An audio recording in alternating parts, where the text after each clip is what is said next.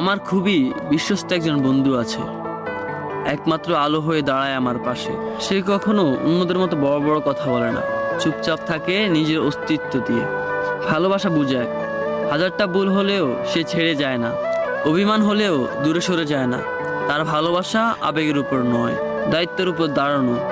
বিশ্বাস ভাঙার এই দুনিয়ায় নির্ভরতা, শান্তি আর নিস্তব্ধতা ভালোবাসার প্রতিচ্ছবি, যে প্রমাণ করে বাস্তব নয়।